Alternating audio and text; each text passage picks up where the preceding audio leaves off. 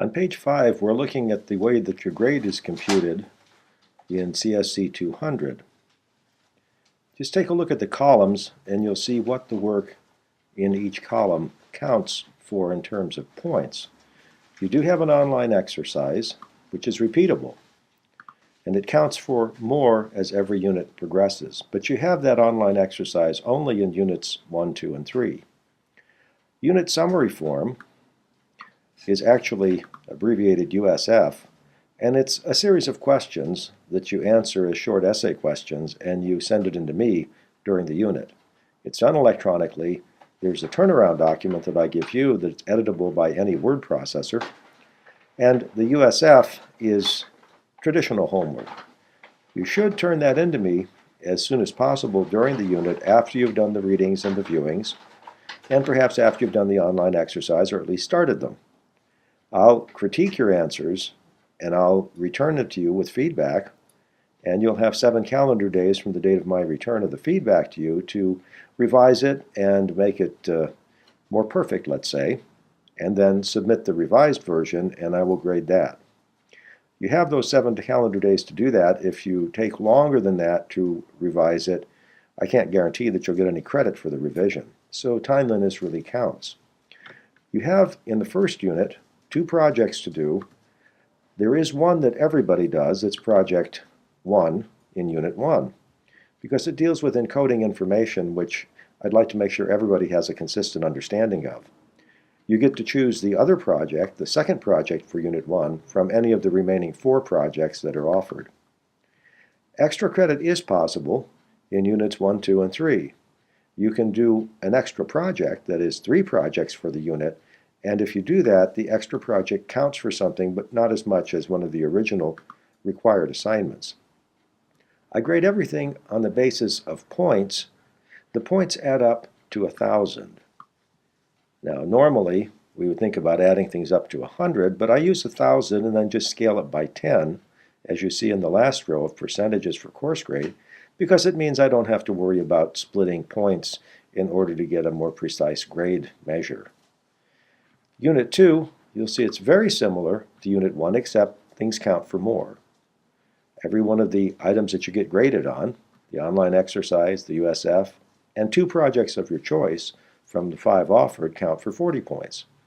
In Unit 3, you have even more choice for the projects because I offer 10 projects. You still only choose to do 2 of them, but the exercise, the USF, and each project counts for 50 points. And you can see as these points add up, Unit 1 counts for 10% of a grade, Unit 2 is 16%, Unit 3 is 20%, and then in Unit 4, which I call the Capstone unit, that's where you apply the skills that you've learned in a variety of different things, and you choose projects here to do, once again with the exception that everybody does the same first project, which is the web coding for a simple little menu-based site. And then for the second and third projects in Unit 4, you choose from a group of projects of moderate complexity and then a group of projects of more advanced and challenging work. There is no extra credit in Unit 4. You are required to do these 3 projects, adding up to 24% of your course grade.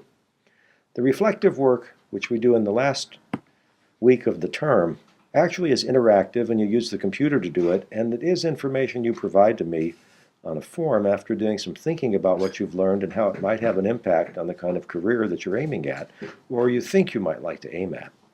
And there is a traditional final exam, but in a non-traditional form. It's entirely online. It's based mostly on the exercises and the readings and the viewings.